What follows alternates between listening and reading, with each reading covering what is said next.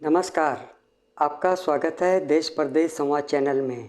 आज हम बात करेंगे न्यूजीलैंड की, जो कनाडा और भारत के बीच जारी राजनयिक विवाद में कनाडा के साथ लामबंद होता हुआ नज़र आ रहा है। फाइव आइज देशों में से इकलौते बचे देश न्यूजीलैंड से भी नहीं रहा गया। अब भारत और कनाडा के बीच जारी राजनयिक तनातनी में कनाडा के पक्ष में बोलना ही पड़ा।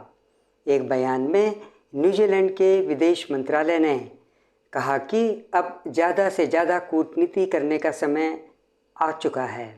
बयान में कहा गया है कि हम इस बात से चिंतित हैं कि भारत ने कनाडा से अपनी राजनयिक उपस्थिति कम करने की मांग की है।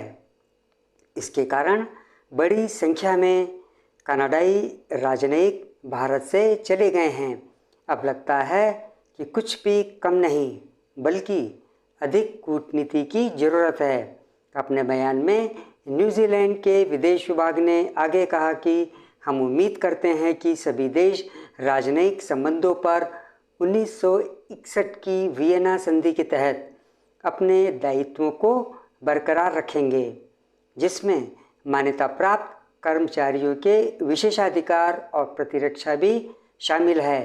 गौर हो कि आमतौर पर न्यूजीलैंड का विदेश मंत्रालय ऐसी टीका टिप्पणी नहीं किया करता है। मीडिया रिपोर्ट्स की माने तो फाइव आइज में से 3 देश किसी न किसी तरह से भारतीय खुफिया एजेंसियों और राष्ट्रीय सुरक्षा सलाहकार अजीत डोभाल को घेरने की ताक में थे। कयास लगाया जा रहा है कि ये तिकड़ी कनाडा, अमेरिका और ब्रिटेन की हो सकती है। बताया जाता है कि ऑस्ट्रेलिया और न्यूजीलैंड ने इससे इनकार कर दिया। हो सकता है कि ऑस्ट्रेलिया और न्यूजीलैंड को लगा हो कि बार बार इस मुद्दे पर सार्वजनिक बयानबाजी से कोई दूसरा उद्देश्य पूरा होने से रहा। गौरतलब है कि कई दिनों तक चुप रहने के बाद पिछले हफ्ते अमेरिका में भी फाइव आइज देशों के खुफिया प्रमुखों की बैठक के दौरान ऑस्ट्रेलिया और न्यूजीलैंड पर दबाव डाला गया कि अब वे भी भारत कनाडा विवाद पे कुछ बोलें। दिलचस्प बात यह है कि ये बैठक चीन की आलोचना करने हेतु बुलाई गई थी। मालूम हो कि विगत रविवार को विदेश मंत्री डॉक्टर सुब्रमण्यम जयशंकर ने नई दिल्ली में आयोजित कौटिल्य इकोनॉमिक कॉन्क्लेव में भारत और कनाडा के संबंधों पर खुलकर अपनी बात रखी थी।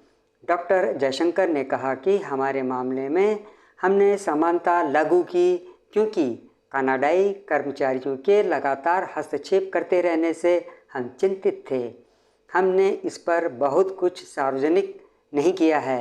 विदेश मंत्री के बयान से साफ हो जाता है कि कनाडाई राजनयिक ऐसे अपराधियों को वीज़ा दे रहे थे जो खालिस्तानी समर्थक थे, जिसके लिए चंडीगढ़ स्थित कनाडा के वाणिज्य दूतावास का इस्तेमाल किया गया। फाइव आइज में कनाडा के अलावा शामिल बाकी 4 देशों की बेचैनी इस बात से समझी जा सकती है कि इन्होंने भी भारी संख्या में अपने अपने राजनयिकों की नियुक्ति भारत में कर रखी है और शक है कि वे संदिग्ध गतिविधियों में संलिप्त हैं। उनके राजनयिकों पर भी कनाडाई तर्ज पर गाज गिर सकती है, ये भय उन्हें सता रहा है। भारत और कनाडा में जारी राजनयिक तनाव के बीच अब सबकी नज़र इस बात पर है कि क्या वाकई कनाडा खालिस्तानी आतंकी हरदीप सिंह निज्जर की हत्या में भारतीय खुफिया एजेंसियों से जुड़े कथित एजेंटों की संलिप्तता पर कोई पुख्ता प्रमाण सार्वजनिक तौर पर पेश कर पाएगा। आज के इस अंक में बस इतना ही।